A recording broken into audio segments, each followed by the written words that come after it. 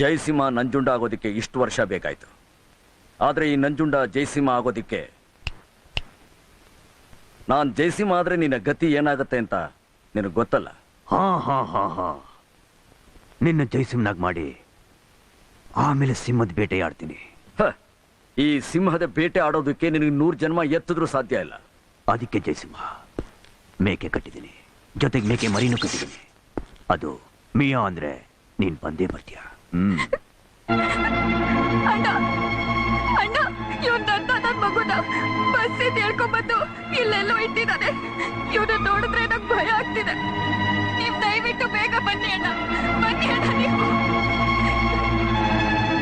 ನೀನೇನು ಹೆದರ್ಕೋಬೇಡ ಲಕ್ಷ್ಮಿ, ಧೈರ್ಯವಾಗಿರು. ನಾ ಬರ್ತಾ ಇದ್ದೀನಮ್ಮ, ನಾ ಬರ್ತಾ ಇದ್ದೀನಿ.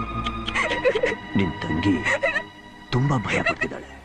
ಆಂಟನಿ, ನನ್ನ ತಂಗಿ ಮೈ ಮೇಲಿನ ಸೀರೆಗೆ ಒಂದು ಸುಕ್ಕು ಬಂದು